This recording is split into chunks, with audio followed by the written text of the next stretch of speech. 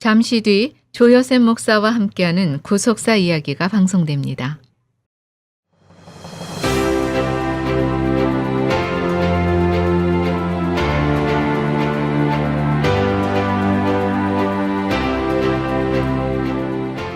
안녕하세요. 매주 주일 아침 8시에서 9시까지 여러분들을 만나 뵙는 조유셉 목사와 함께하는 구속사 이야기의 조유셉 목사입니다.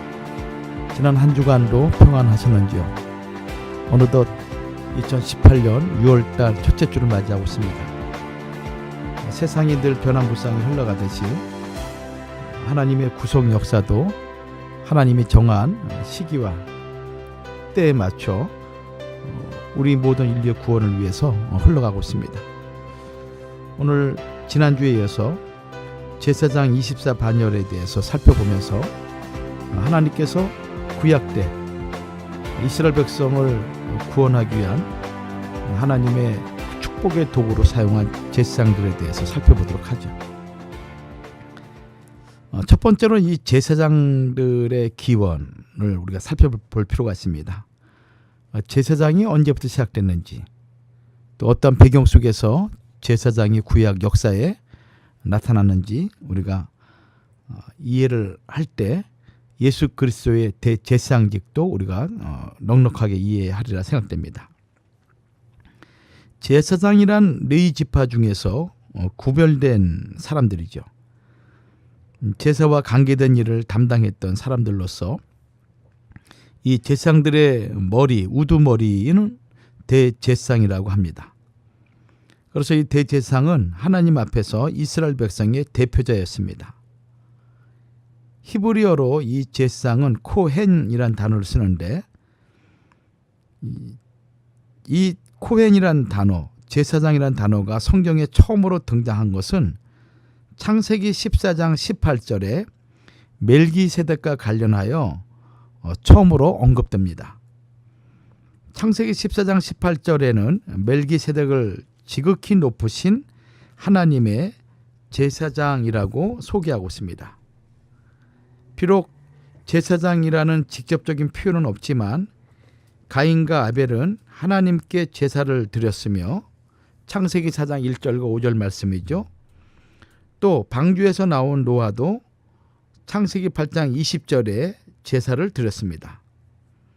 그리고 아브라함과 이삭과 야곱도 하나님께 제사를 드렸다고 창세기 12장 7절 말씀이나 13장 4절, 또 22장 13절, 26장 25절 말씀, 창세기 35장 3절 말씀에 기록되어 있습니다.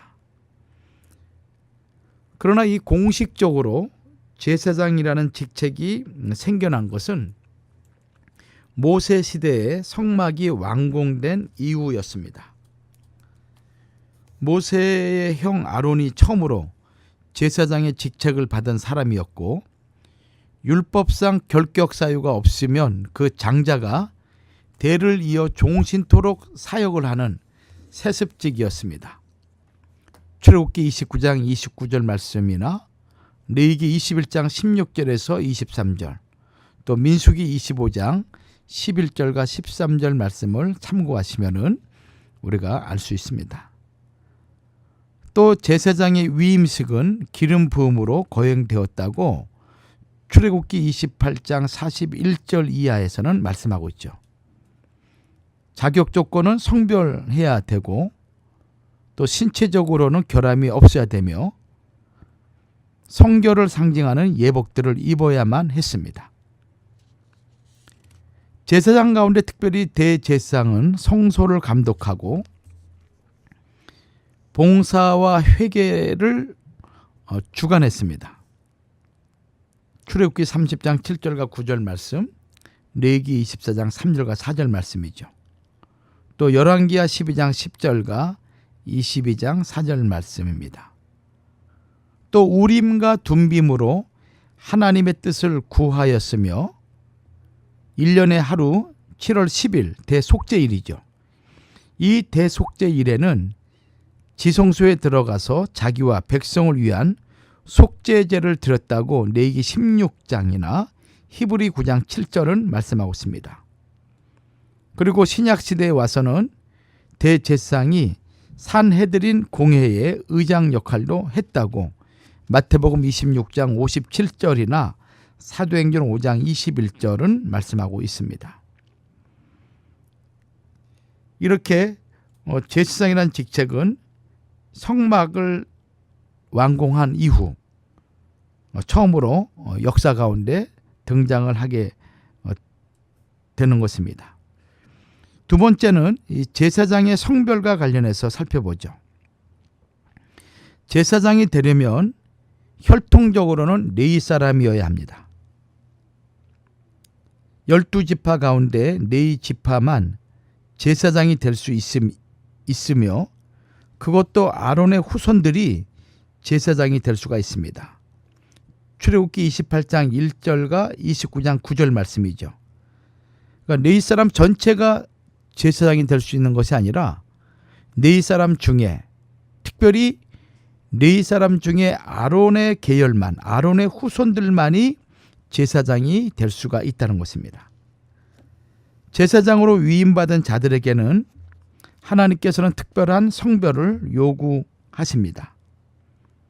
제사장에게는 성별된 결혼, 성별된 생활, 또 성별하는 신체 규정, 그리고 음식도 성별해서 먹을 것을 요구하셨는데 이 기준을 지키지 않으면 절대로 제사장 직분을 감당할 수가 없었습니다. 첫 번째로 제사장의 성별된 결혼에 대해서 살펴보죠. 조금 아까도 말씀드렸지만 제사장직은 아론의 후손이라는 혈통이 절대적인 기준이 되는 것입니다. 그래서 아버지에게서 아들에게로 자동적으로 승계되는 것이죠.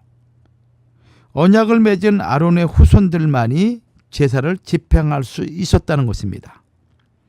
그래서 하나님께서는 언약 속에 있는 제사장 혈통을 최대한 순결하게 보존하기 위해서 제사장의 결혼에 대한 규정을 엄격하게 정하셨던 것입니다. 레위기 21장 7절과 8절 말씀 보면은 그들은 기생이나 부정한 여인을 취하지 말 것이며 이혼당한 여인을 취하지 말지니 이는 그가 여호와께 거룩함이니라. 너는 그를 거룩하게 하라. 그는 내 하나님의 식물을 드림이니라. 너는 그를 거룩히 여기라. 나 여호와 너희를 거룩하게 하는 자는 거룩함이니라 라고 말씀하고 있습니다. 제사장이 될 사람은 결혼에 있어서 기생이나 또는 부정한 여인, 또 이혼당한 여인과 결혼하면 안 된다는 것이죠. 율법 규정에 의하면 여호와께 거룩하게 구별하여 바쳐진 제사장들은 다른 남자에게서 구별된 여인, 오직 자기 백성 중에서 순결한 처녀를 아내로 삼아야 했습니다. 물론 그 처녀는 이스라엘 사람이어야 했죠. 에스겔 44장 22절에서는 이스라엘 족속의 처녀라고 말씀하고 있습니다. 제사장이 결혼해서 안 되는 사람들이 있는데 첫째는 기생이죠. 히브리어 자나인데 이 자나는 매춘부 또는 몸을 파는 창녀들을 말하고 있습니다. 둘째는 부정한 여인이죠. 히브리 할랄인데 근친상간 등 하나님이 엄격하게 금하신 성관계로 더러워진 여자를 말할 때 이 할랄이라는 단어를 씁니다. 창세기 49장 4절이나 레위기 18장 6절과 23절 말씀이죠. 셋째는 이혼당한 여인입니다. 이혼당한 여인을 가라쉬라고 말합니다. 순결을 의심받아 남편으로부터 쫓겨난 여자를 말합니다. 또 넷째는 과부죠. 히브리어 알마나라는 단어인데 남편이 죽어서 혼자 사는 여자, 가부죠. 단 제사장의 가부와는 혼인할 수가 있었습니다. 그러니까 일반 가부와는 결혼할 수 없었지만은 그 가부가 제사장의 가부일 경우에는 혼인할 수가 있었다는 것이죠. 에스겔 44장 22절에서 가부나 이혼한 여인에게 장가들지 말고 오직 이스라엘 족속의 처녀나 혹시 제사장의 가부에게 장가들 것이며 라고 말씀하고 있습니다. 이러한 성별은 대제사장에게도 그대로 적용되었습니다.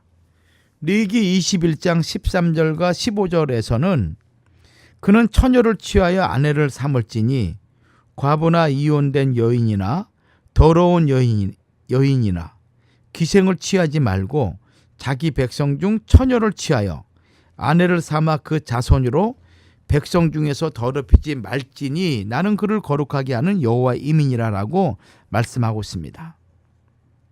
대제사장의 경우가 제사장과 다른 점은 처녀에게만 장가를 가야 하고 제사장의 가부에게도 장가 갈 수 없다는 점이 바로 이 대제사장과 제사장의 차이점인 것입니다.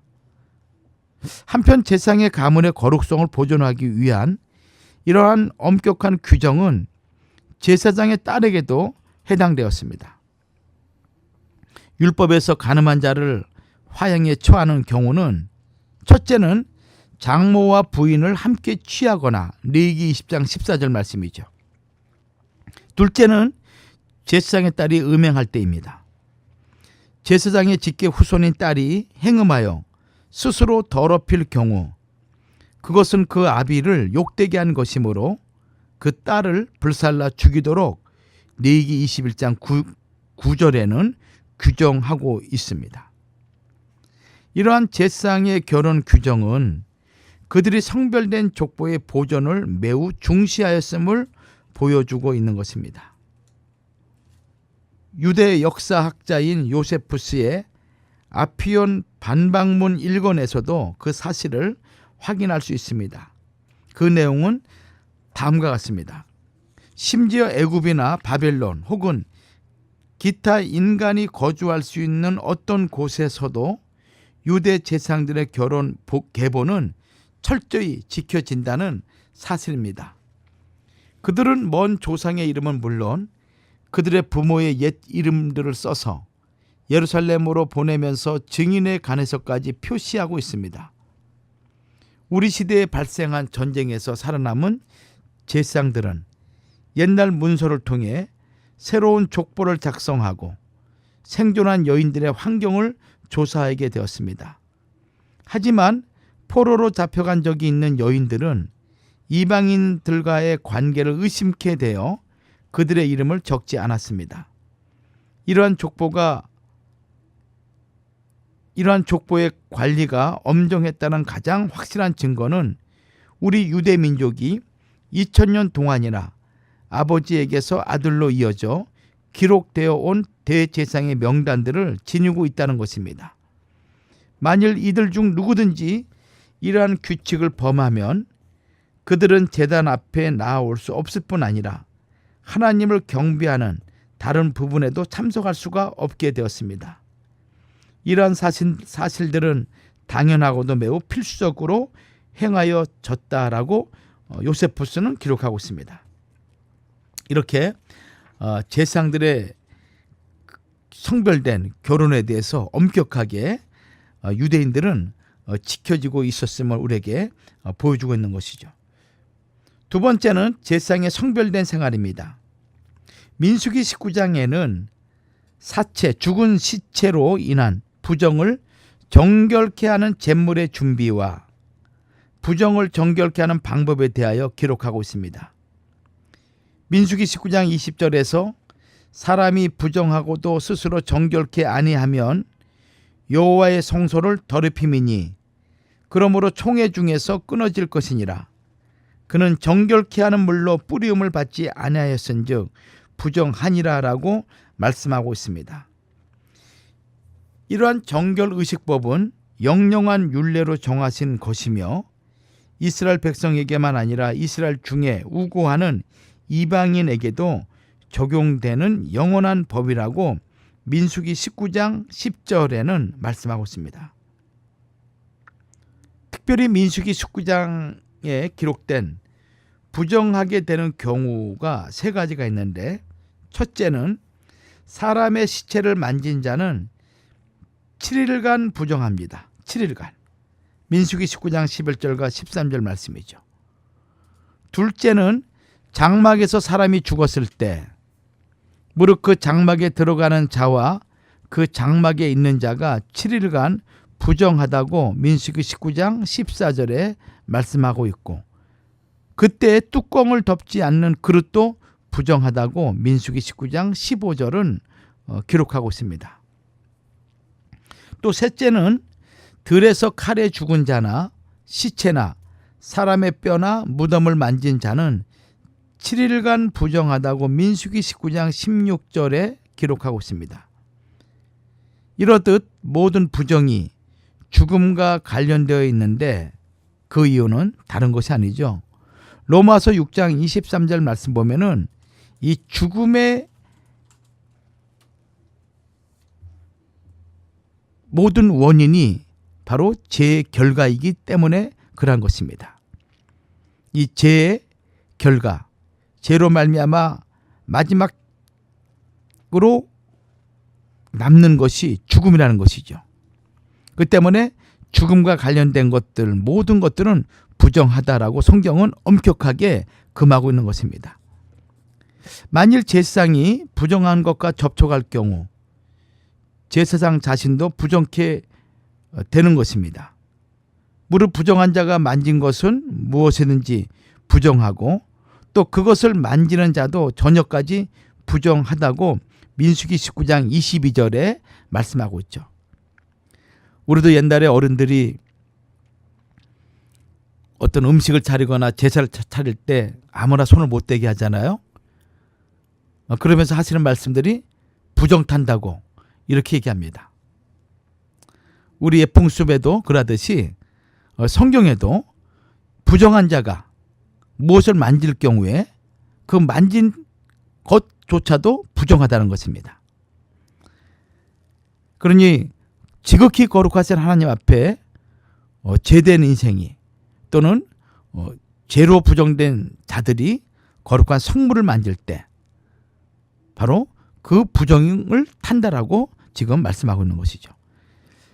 하나님 앞에 드리는 거룩한 제사 예식을 담당하면서 부정을 정결케 할 사명이 있는 제사장에게 부정이 있어서는 안 되는 것입니다. 이처럼 제사장의 정결은 필수 불가결한 조건이므로 제사장들은 시체 곁에 가거나 일반적인 장례식에 참여하는 일이 금지되었습니다. 그러나 제사장들의 부모, 자녀, 형제, 출가하지 아니한 처녀인 친자매들에 대해서만 예외적으로 허용되었습니다. 레위기 21장 1절과 4절 말씀, 또 에스겔 44장 25절과 27절 말씀이죠. 반면에 간유로 부음을 받고 위임되어 예복을 입은 대제사장은 친부모의 시신조차 가까이 가는 것을 금하였다고 레위기 21장 10절과 12절은 말씀하고 있고, 친자식이 죽어도 슬퍼하면 안 된다고 레위기 10장 1절과 7절은 말씀하고 있습니다. 그래서 나답과 아비후가 다른 불로 분향하다가 죽임을 당하였을 때 모세가 아론과 그 아들 엘르아살과 이다말에게 이르기를 너희는 머리를 풀거나 옷을 찢지 말아서 너희 죽음을 면하고 여호와의 진노가 온 회중에게 미침을 면케 하라라고 말할 정도였다고 레위기 10장 9절은 말씀하고 있습니다. 또한 하나님께서는 거룩한 제사장들에게 강력히 권고하시기를 이방의 우상을 숭배하는 풍습처럼 죽은 자를 애도하기 위하여 머리를 삭발하거나 수염을 깎아서는 안 된다고 말씀하고 있습니다.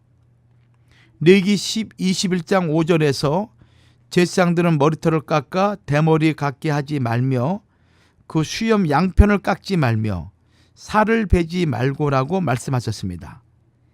이스라엘에서 수염은 위엄과 영예를 상징하는 것이죠. 그래서 사람이 수염을 깎거나 뽑는 것은 극심한 모욕적 처사로 생각했던 것입니다. 수염과 머리털, 살을 베는 일에 대한 규정은 비단 제사장들에게만 해당되는 명령이 아니라 모든 일반 백성에게도 해당되었다고 레위기 19장 27절과 28절은 말씀합니다. 하나님께서는 부정에 물들 수밖에 없는 인간들을 위해서 온전하여 흠이 없고 한 번도 멍에를 메어보지 아니한 붉은 암송아지의 희생으로 정결을 회복할 수 있는 길을 예비해 주셨습니다. 제사장이 붉은 암송아지의 피를 회막 앞을 향하여 7번 뿌리고 붉은 암송아지의 가죽, 고기, 피와 똥까지 완전히 태우되 백항목과 우슬초와 홍색신을 던져 함께 태웁니다. 암송아지를 태운 채는 진박 정한 곳에 보관하였다가 부정을 깨끗게 하는 물을 만드는 데 사용하였습니다. 이스라엘 민족의 정결을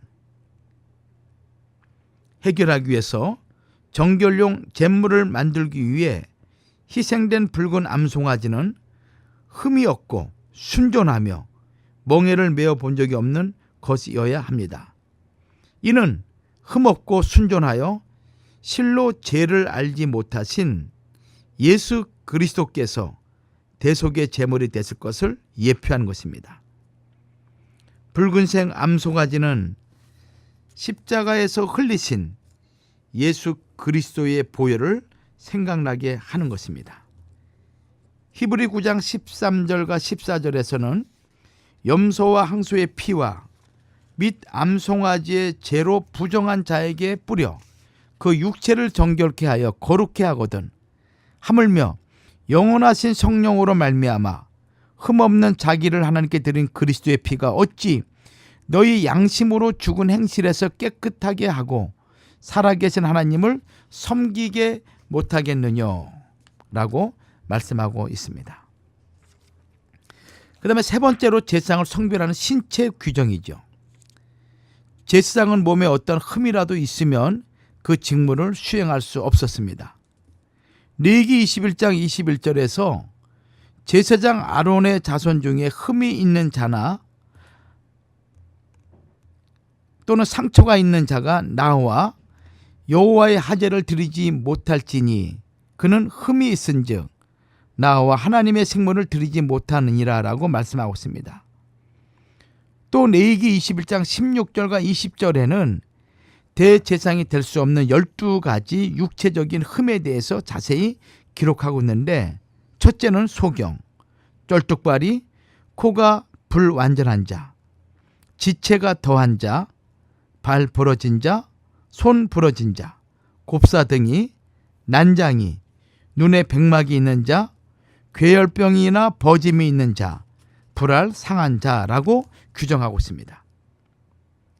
또한 여호와의 총회에 부적합한 자는 당연히 제사장이 될 수가 없었는데, 신명기 23장 1절에 신랑이 상한 자는, 다시 할게요. 신명기 23장 1절에 신랑이 상한 자나 신을 베인 자는 여호와의 총회에 들어오지 못하리라라고 규정하고 있습니다. 이를 현대인의 성경에서는 불알이 상했거나 생식기가 잘라진 자는 종교 집회에 참석하지 못합니다라고 번역하였습니다. 생식기가 상한 남자는 거룩한 여호와의 총회에 들어올 수 없다는 것이죠. 이들은 남자의 생식 기능을 할 수 없는 자들로서 하나님의 거룩한 백성의 모임에 참여할 수 없었던 것입니다. 이스라엘의 총회는 사람들의 약속을 따라 사람들의 영리를 목적으로 하는 모임과는 완전히 구별된 것입니다. 사생자는 10대까지라도 여호와의 총회에 들어오지 못합니다. 신명기 23장 2절이죠. 이 사생자라는 것은 법률상 부모가 아닌 남녀 사이에서 태어난 자식을 말할 때 사생자라고 얘기하고 있습니다. 또 암몬 사람이나 모압 사람은 영원히 여호와의 총회에 들어올 수 없다라고 신명기 23장 3절은 말씀하고 있는 것이죠. 이처럼 여호와의 총회는 철저하게 성별되었습니다. 이러한 신체적인 결함 때문에 제사장직을 행하지 못하더라도 그들은 제사장 반체에 속한 자들이기 때문에 다른 제사장과 같이 지성물이나 성물을 나눠 가질 수 있는 권리는 허용되었습니다. 레위기 21장 22절과 23절 말씀이죠.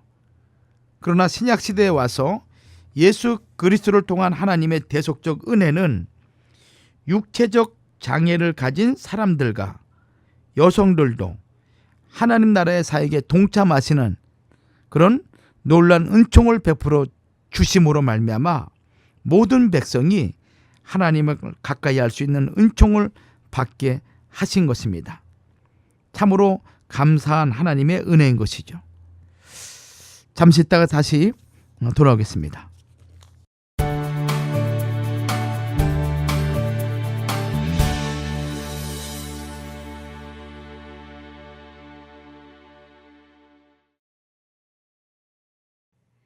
여러분께서는 지금 조요셉 목사와 함께하는 구속사 이야기를 듣고 계십니다. 여기 성공 투자를 위해 모든 것이 준비된 상업시설이 있습니다. 대한민국 송도에서 만나는 송도 아메리칸 타운 아이파크 상업시설, 인근 주거단지와 대학교 그리고 지하철역, 대형 쇼핑몰과 연계된 풍부한 수요는 물론 2층 테라스, 여유로운 주차 공간 등 특별한 설계까지 더한 송도 아메리칸 타운 아이파크 상업시설을 지금 만나십시오. 분양 문의는 밀레니엄 인베스트먼트 홀딩스 888-212-4151로 연락 바랍니다. 제중한의원이 아로마센터 1층으로 새롭게 단장하며 확장 이전을 하였습니다. 한국에서의 명성 그대로 한약 잘 짓는 현대판 대장금이 진료하는 제중한의원. 각종 통증, 중풍, 비만, 무인과 질환에 특효가 있습니다.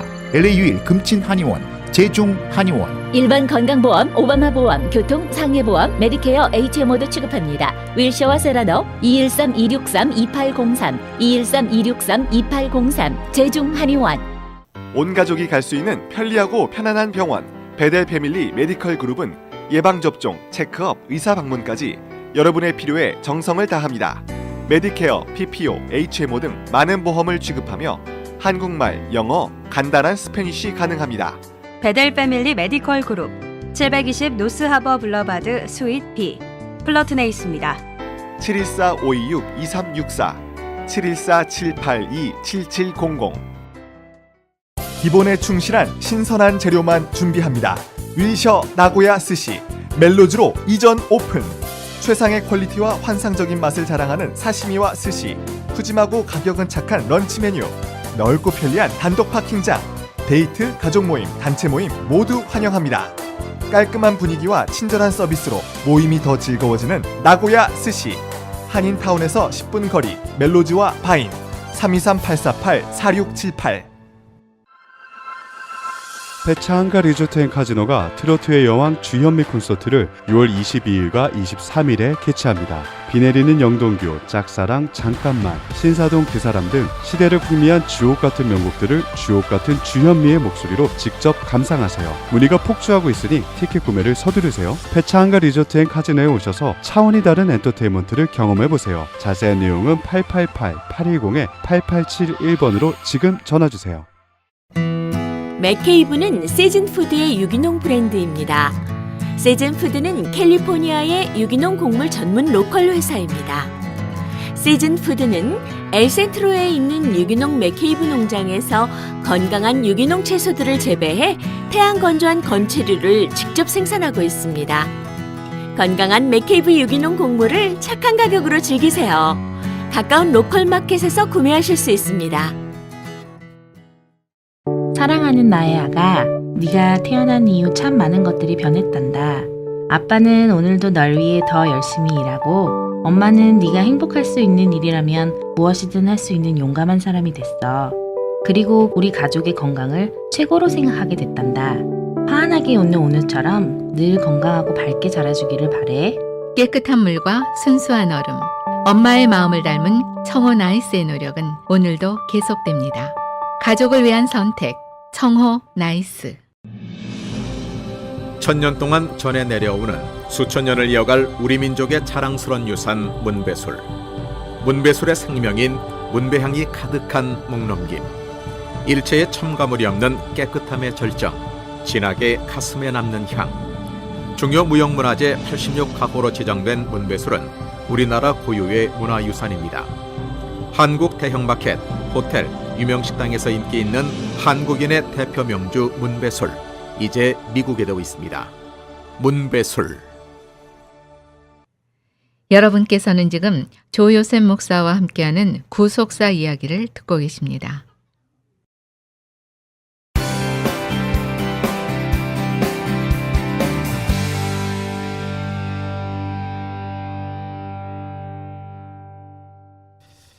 지난 시간에 제사장의 성별과 관련해서 제사장의 그 성별된 결혼, 또 성별된 생활, 그리고 성별된 신체 규정에 대해서 살펴봤습니다.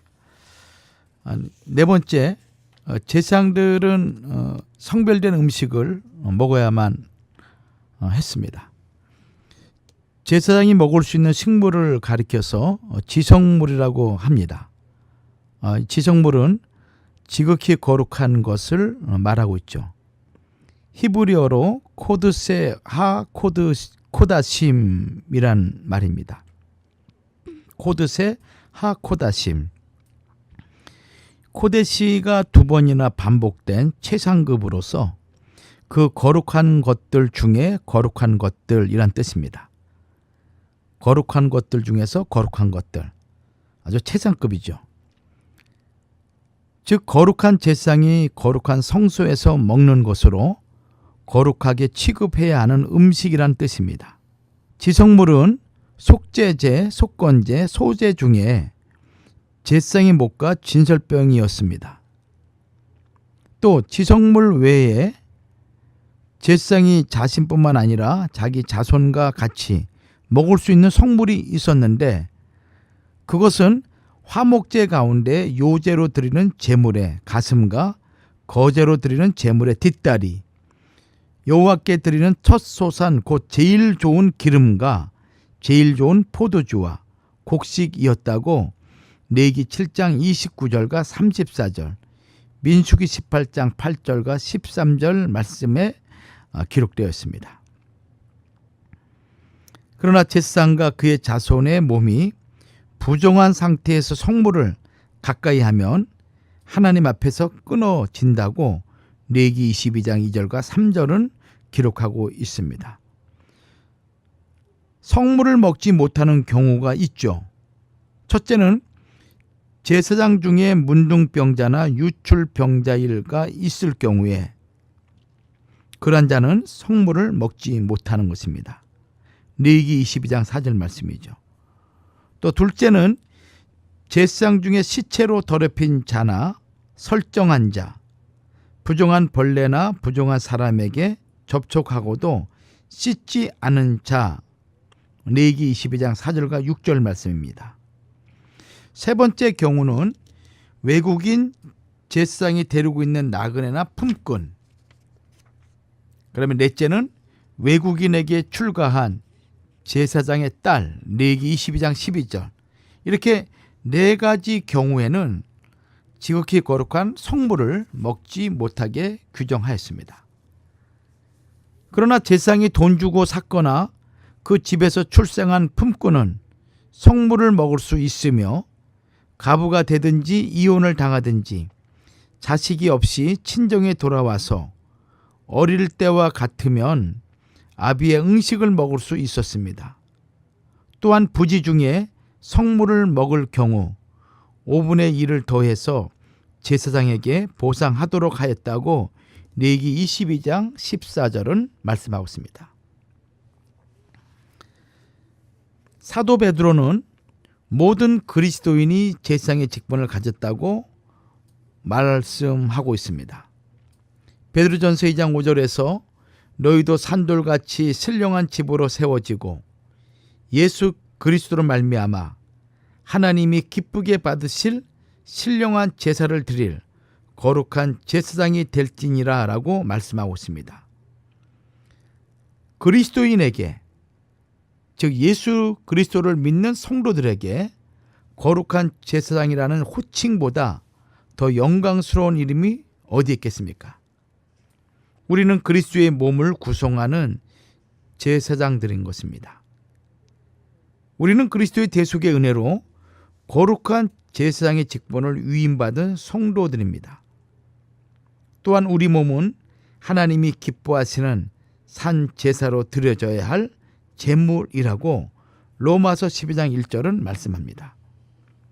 하나님의 언약 속에서 제사장이 된 자들에게 요구되는 성별에 관한 말씀은 오늘날 제사장이 된 성도가 어떻게 하나님을 섬겨야 하는지를 깨우쳐 주고 있는 것입니다. 오늘날 제사장이 된 성도들은 모든 삶이 성별되어야 합니다. 레위기 20장 26절에 너희는 내게 거룩할지어다. 이는 나 여호와가 거룩하고 내가 또 너희로 나의 소유를 삼으려고 너희를 만민 중에서 구별하였음이니라라고 말씀하고 있습니다. 예수 그리스도의 보배로운 피로 구속받은 성도는 무엇보다도 성별된 삶을 살아야 합니다. 성별은 한자로 거룩할 성, 다를 별입니다. 그 뜻은 첫째, 하나님을 위하여 세속적인 것을 끊는 것을 거룩, 성별이라고 말씀하고 있고, 둘째는 그리스도를 닮아가는 것을 말씀하고 있습니다. 로마서 8장 29절 말씀이나 에베소서 2장 10절 말씀, 또 골로새서 3장 10절 말씀이죠. 셋째는 모든 삶을 하나님 중심으로 전환해 가는 것을 말하고 있습니다. 넷째는 거룩하신 하나님 앞에서 경건하게 사는 것입니다. 마치 다니엘이 뜻을 정하고 목숨을 다하여 자기를 더럽히지 않았던 것 같이 복 있는 성도는 날마다 악인의 꾀에서 갈라지는 성별, 죄인의 길에서 갈라지는 성별, 오만한 자의 자리에서 갈라지는 성별이 필요한 것입니다. 하나님께서 구약시대 제사장들에게 명령하신 철저한 성별의 규정들은 예수 그리스도 안에서 거룩한 제사장이 된 종말 성도들의 삶의 원형이기도 합니다. 신령과 진정으로 드리는 예배 생활, 제사 생활이죠. 하나님께서 기뻐하시는 성별된 결혼, 죄를 멀리하고 말씀을 가까이 하는 경건한 생활, 그리고 오직 주의 영광을 위하여 먹고 마시는 삶, 이 모든 영역에서 온전히 성별되어야 함을 강조하고 있는 것입니다. 그리하여 점도 없고 흠도 없을 때 다시 오시는 주님 앞에 설 수 있는 자격자가 될 수 있다고 베드로 사도는 베드로 후서 3장 14절에 말씀하고 있습니다. 구약 다니엘은 말에나 모든 생활에 아무 틈, 아무 허물이 없었습니다. 다니엘 6장 4절 말씀이죠. 성별된 성도는 무음합니다. 성별된 성도가 성도 중에 성도인 것입니다. 무슨 일을 하든지 아무 틈, 아무 흠이 없는 성별된 생활을 해야 죄를 이기고 세상을 이길 수가 있습니다. 오늘 우리도 다시 오시는 주님을 맞이하려면 우리의 인격 면에서 또 우리 윤리 면에서 그리고 모든 행동의 충성됨에서 점도 없고 흠도 없이 깨어 있어야 할을 우리에게 말씀하고 있는 것입니다. 애청자 여러분, 우리 육체의 부정은 우리 마음의 부정과 연결되어 있습니다. 결국 이러한 부정은 우리 영혼까지 더럽히고 병들게 하는 것입니다. 사도 베드로는 베드로전서 2장 11절에 영혼을 거스려 싸우는 육체의 정욕을 제어하라. 육체의 본능을, 육체의 탐심을, 육체의 욕망을 제어하라, 이렇게 말씀하고 있습니다. 사도 바울은 고린도전서 6장 18절에서 음행을 피하라. 사람이 범하는 죄마다 몸 밖에 있거니와 음행하는 자는 자기 몸에게 죄를 범하느니라. 음행하는 것은 자기 몸에 죄를 범하는 것이라 라고 사도 바울은 성령을 통해서 말씀하고 있습니다. 주의 재림을 기다리는 성도라면 오늘 이 말씀을 듣는 여러분들이 주의 재림을 기다리는 성도들이라면 산 믿음으로써 육체의 정욕을 이기고 알게 모르게 지은 죄를 회개함으로써 반드시 정결케 되어야 하는 것입니다. 죄인이 거룩하신 하나님을 가까이 하려면 죄악의 부정을 깨끗이 해야만 하는 것이죠. 그런데 이것은 다른 곳으로 되는 것이 아니라 오직 살아계신 하나님의 말씀으로만 가능합니다. 레위기 22장 6절에 곧 이런 것에 접촉된 자는 저녁까지 부정하니 몸을 물로 씻지 아니하면 성물을 먹지 못할지며라고 말씀합니다. 반드시 육체의 부정을 물로 씻어 정결케 하라는 것입니다. 또 에베소서 5장 26절에서는 이는 곧 물로 씻어 말씀으로 깨끗하게 하사 거룩하게 하시고라고 말씀하고 있습니다. 죄를 능히 이기고 좀 더 흠도 없이 정결케 되기 위해서 오직 살아계신 하나님의 말씀을 듣고 묵상해야 합니다. 하나님의 거룩하신 말씀을 듣고 보고 읽음으로써 우리의 악한 마음을 뉘우치고 악한 생각을 버리고 악한 습성을 고쳐나갈 수가 있게 되는 것이죠. 그러할 때 성별을 갖추게 되고 그리고 거룩하시고 거룩하신 하나님을 만날 수가 있는 것입니다. 시편 119편 9절에서도 청년이 무엇으로 그 행실을 깨끗게 하리이까? 주의 말씀을 따라 삼갈 것이니 이렇게 말씀하고 있습니다. 우리 행실을 무엇으로 깨끗게 할 수 있겠습니까? 그것은 오직 살아계신 하나님 말씀으로만이 가능하다는 것입니다. 예수님도 하나님의 아들의 음성 곧 말씀을 듣는 자는 살아난다고 요한복음 5장 25절에 말씀합니다. 살아계신 하나님의 말씀으로 우리의 온 영과 혼과 몸이 점도 흠도 없는 영원한 몸이 되어야 영광의 주님 앞에 설 수가 있음을 빌립보 1장 10절과 11절 말씀이나 데살로니가 전서 3장 13절 5장 23절 디모데전서 6장 14절 히브리 4장 12절과 13절 베드로후서 3장 14절은 강조하고 있습니다. 성별된 삶, 이런 삶을 살며 모든 사람으로 더불어 화평함과 거룩함을 쫓는 성도만이 주님을 온전히 배울 수 있게 되는 것입니다. 히브리서 12장 14절에 모든 사람으로 더불어 화평함과 거룩함을 쫓으라. 이것이 없이는 아무도 주를 보지 못하리라. 오늘 우리 모두가 이러한 주의 백성이 되기를 소원합니다. 이제 큰 세 번째로 제사장의 직무를 살펴보도록 하죠. 자, 우리는 지금까지 제사장의 기원 또 제사장의 성별에 대해서 살펴봤습니다. 자, 그렇다면 이렇게 성별된 제사장들이 하는 직무가 무엇일까요? 하나님께서 모든 민족들 중에 특별히 이스라엘을 선민으로 구별하신 목적은 그들을 제사장의 나라로 삼으시기 위함이었다고 출애굽기 19장 5절과 6절은 말씀하고 있습니다.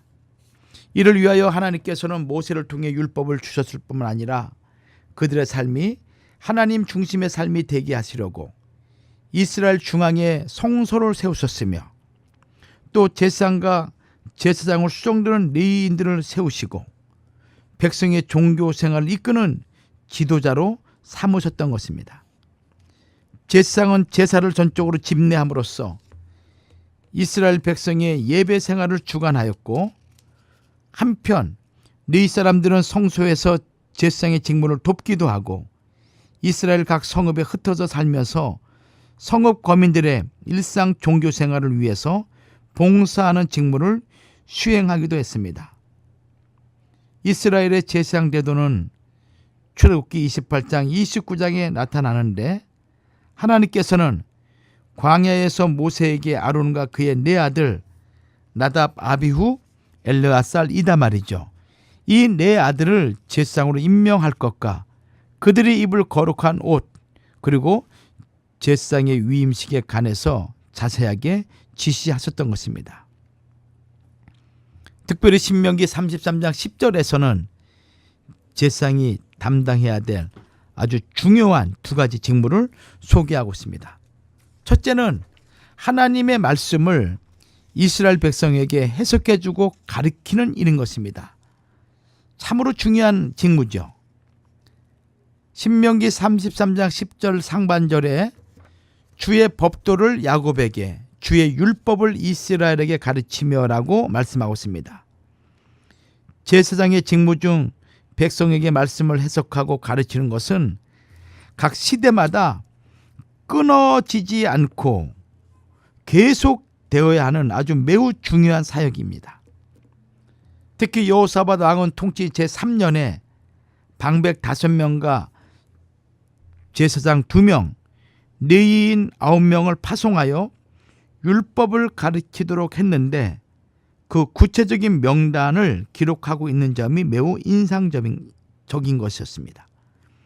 방백 5명, 이 방백 5명은 유다 여러 성읍에 가서 가르치게 했고 또 저희와 함께 한 레위 사람 9명 그 사람을 보내고 또 저희와 함께 한 제사장 2명을 보냈습니다. 역대하 17장 7절과 8절이죠. 저들은 여호와의 율법책을 가지고 유다에서 가르치되 모든 성읍으로 순행하며 인민을 가르쳤다고 역대하 17장 9절은 말씀합니다. 제사장은 율법을 해석하는 권위를 가진 사람들입니다. 레위인들은 말씀을 가리키는 실무에 능한 사람들입니다. 방백들은 행정처리에 능한 관리들이면서 하나님의 율법에도 밝아서 레위인들과 함께 다니면서 말씀을 가르친 것으로 우리에게 말씀하고 있는 것입니다. 제사장들은 율법에 관한 모든 문제에 있어서 최종적 권위를 가진 자들로 백성이 거룩한 것과 속된 것, 부정한 것과 정한 것을 구별하도록 여호와께서 모세에게 명한 규례를 가르쳤다고 레위기 10장 8절과 11절은 말씀하고 있습니다. 에스겔 선지자는 에스겔 44장 23절에서 내 백성에게 거룩한 것과 속된 것의 구별을 가르치며 부정한 것과 정한 것을 분별하게 할 것이며 라고 말씀하고 있습니다. 또 구약 마지막 선지자인 말라기 선지자는 제사장의 자격에 관해서 그 입에는 진리의 법이 있었고 그 입술에는 불의함이 없었으며 그가 화평과 정직한 중에서 나와 동행하며 많은 사람을 돌이켜 죄악에서 떠나게 하였느니라.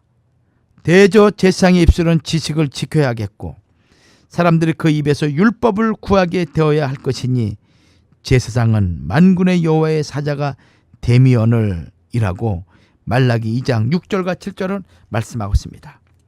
이렇게 하나님의 말씀 율법을 이스라엘 백성에게 해석해주고 가르치는 가장 중요한 직무가 바로 제사장이 담당해야 될 두 가지 직무 중에서 하나인 것입니다.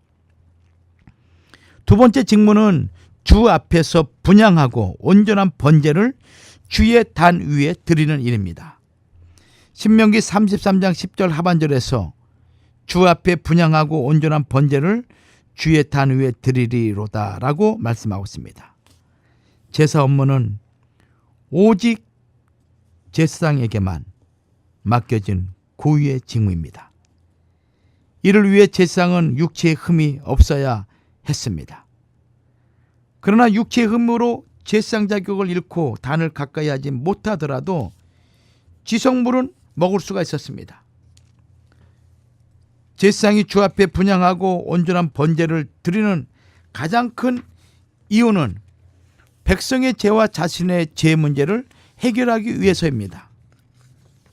제사장들이 담당해야 할 죄는 크게 두 가지죠. 첫째는 성소에 대한 죄를 담당한다는 것은 레위인이나 제사장 이외의 사람들, 즉 이스라엘 온 회중의 부정과 그 범한 죄를 속죄하는 것이라고 레위기 16장 15절과 19절은 말씀하고 있습니다. 둘째는 거룩해 보이는 제사장들에게도 죄가 있었기 때문에 그 제사장 직분에 대한 죄를 담당하는 것입니다. 제사장 직분에 대한 죄가 무엇이겠습니까? 그것은 제사장이 자기 직무를 양심적으로 성실하게 수행하지 않고 소홀하게 행하는 것입니다. 매년 속죄일에 대제사장이 성물을 위하여 속죄하고 성결케 하는 데에는 자신에 대한 속죄도 포함되어 있다고 레위기 16장 6절과 11절, 17절, 24절은 말씀하고 있습니다. 특히 신약의 히브리 7장 27절에서 저가 저 대제사장들이 먼저 자기 죄를 위하고 다음에 백성의 죄를 위하여 날마다 제사 드리는 것과 같이라고 말씀하고 있고, 히브리서 9장 7절에서도 자기와 백성의 허물을 위하여 드리는 것이라고 말씀하고 있습니다. 제사장들은 성소 안에서의 사역도 담당했죠. 아론과 그 아들들은 이스라엘 자손에게 순결한 감람류를 찧어오도록 하여 성소 안에 7등잔의 불을 켰습니다. 하나님께서는 등불을 켤 때 7등잔이 등대 앞을 비추게 하라고 명령하셨습니다. 또 아론과 그 아들들은 해막 안 증거계 앞 휘장 밖에서 저녁부터 아침까지 등잔을 관리하여 등불이 꺼지지 않게 하였습니다. 출애굽기 27장 21절이죠. 레위기 24장 3절과 4절 말씀이에요. 그것은 대대로 지켜야 할 영원한 규례였습니다. 이 직무를 감당하기 위해 제사장은 저녁부터 아침까지 평안히 쉴 수 없었고 해막 안에서 늘 깨어 있어야만 했습니다. 이스라엘 백성이 모두 잠들어 모든 진과 초소에 불이 꺼진 캄캄한 그때에도 오직 해막에는 불이 환히 꺼져 있었습니다. 제사장들은 그곳에서 깨어서 밤을 지새우며 말씀을 묵상하고 백성의 평안을 위해 기도하면서 지켰을 것입니다. 과연 제사장은 캄캄한 밤에도 깨어서 이스라엘 백성을 지키는 언약의 등불이었던 것입니다. 또 대제사장이 아침 저녁에 등불을 손질하고 켤 때마다 분향단의 향기로운 향을 사르도록 했습니다. 출애굽기 30장 7절과 8절에서 아론이 아침마다 그 위에 향기로운 향을 사르되 등불을 정리할 때에 살을 찌며 또 저녁 때 등불을 켤 때에 살을 찌니 이 향은 너희가 대대로 여호와 앞에 끊지 못할 찌며라고 말씀하고 있습니다. 이때 성소에서 쓰는 향기로운 향은 처음에 하나님께서 모세에게 만들도록 명하셨고 후에 부살렐과 오홀리압과 마음이 지혜로운 자들에게 만들도록 명령하였다고 출애굽기 31장 2절과 6절 11절에 말씀하고 있습니다. 네 번째는 제사장은 안식일마다 여호와 앞 순결한 상 앞에 진설병 12개를 6개씩 두 줄로 배열하여 진설하였습니다. 이는 이스라엘 자손을 위한 것이요 영원한 언약이었습니다. 또 정결한 유황을 그 매 줄 위에 두어 기념물로 여호와께 화제를 삼았는데 거룩한 떡 진설병은 제사장이 먹고 진설병을 대신하여 유황을 태우도록 명하셨습니다. 이 또한 영원한 규례로 지켜져야 했습니다. 마지막으로 성막을 이동할 때 아론과 그 아들들이 증거계, 대접, 숟가락, 주발, 붓는 잔, 등대, 모든 기명, 분향단, 봉사하는 데 쓰는 모든 기구 등을 정리하였습니다. 제사장들이 이것들을 모두 정리하고 나면 레위인들이 어깨에 메고 운반하였습니다. 이상의 직무 외에도 제사장들은 재판 업무를 담당하기도 했고 공동체와 개인을 축복하였으며 백성을 소집하기도 하였고 나팔을 불어 전쟁을 경고하거나 군인들을 격려하기도 하였다고 민수기 10장 또 신명기 20장에서는 자세하게 말씀하고 있습니다. 이렇게 제사장들은 그들에게 있어 중요한 말씀을 가르치고 또 영원한 규례인 하나님 앞에 온전한 분향과 번제를 주 앞에 드리는 일을 담당하는 직무를 그들이 맡았다는 것입니다. 다음 주에는 제사장 24반열 조직에 대해 살펴보도록 하겠습니다. 한 주간도 우리의 삶이 거룩하고 성별된 참으로 거룩한 제사장과 같은 그런 삶을 사시는 복된 한 주간이 되기를 주의 이름으로 축원합니다. 다음 주에 만나 뵙도록 하겠습니다. 감사합니다.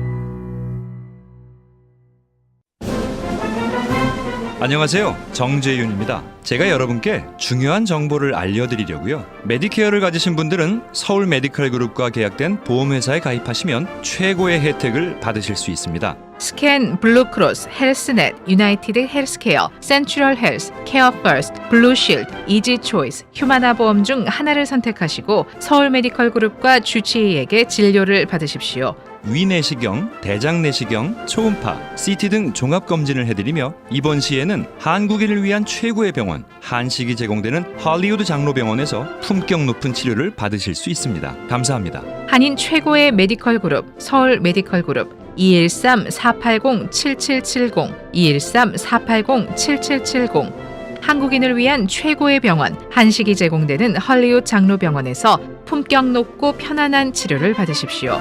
지금까지 할리우드 장로병원 협찬으로 전해드렸습니다. 감사합니다. 미국에서 비즈니스를 하고 계신가요? 상법 관련 모든 것을 해결해 드립니다. 사업체 설립과 운영을 하면서 생기는 크고 작은 문제들과 놓치기 쉬운 지식재산권까지 그동안 몰라서 간과했던 문제들을 레거시 프로로우의 전문가와 직접 상담하세요. 가족처럼 도와드리는 레거시 프로로우가 여러분의 성공적인 비즈니스 서포터가 되어드립니다. 레거시 프로로우 213-382-8051 213-382-8051 라스베가스 특선 맛집 제1탄 라스베가스에 가면 꼭 한번 들러야 하는 곳 삿포로 리볼빙 스시 환상적인 맛과 고급스럽고 즐거운 분위기의 최첨단 시설의 레스토랑 삿포로 리볼빙 스시로 베가스 여행의 즐거움을 하나 더 라스베가스 삿포로 리볼빙 스시 702-915-7500 아주 특별한 아주 즐거운 아주 기분이 좋은 아주 편안한 아주 행복한 아주 추억의 남을 같은 코스 같은 일정이라도 추억은 차이가 납니다. 고객 만족도 1등 아주 투어 내 인생 최고의 순간 1등 여행 아주 좋은 아주 투어 아주 좋은 213-388-4000 캐더링도 선택이 중요합니다. 맛으로 캐더링의 차별화를 선언한 낙원 캐더링 10인 이상 크고 작은 모임과 결혼 피로연, 각종 파티, 정성을 다한 경제적이고 품위 있는 메뉴로 모든 행사에 만족을 드립니다. 음식 맛있기로 유명한 낙원 캐더링 신선한 맛에 놀라는 직접 담근 김치도 판매 시작 323-466-3737 323-466-3737 로스앤젤레스 오렌지 카운티 30명 이상 주문 시 딜리버리 프리 호텔급 요리에 25년이 넘는 경력과 역사, 새롭게 단장한 넓은 홀과 프라이빗 룸이 준비되어 있는 신북경으로 여러분을 초대합니다. 살아있는 게와 랍스터 요리 그리고 담백하고 깔끔한 한국식 중화 요리를 맛보실 수 있는 유일한 장소입니다. 품격 높은 여러분에게 걸맞는 분위기와 요리는 신북경에서 찾아보실 수 있습니다. 고급스러운 곳에서 수준 높은 최고의 요리를 선보이는 신북경은 LA 한인타운 올림픽과 킹슬리에 있습니다. 예약 문의 213-381-3003 1998년 한인사회 최초 파머스 보험 지정업체 모든 보험회사를 취급하는 럭키 바디샵 작업의 결과에 대한 완벽한 신뢰는 럭키 바디샵의 자랑입니다. 벤츠, BMW, 아우디 전문 성실, 정직, 신용의 완벽한 수리로 당신의 차를 새 차처럼 만들어드립니다. 럭키 바디샵의 작업의 결과는 라이프타임 워런티합니다. 럭키 바디샵 213-365-6000 6000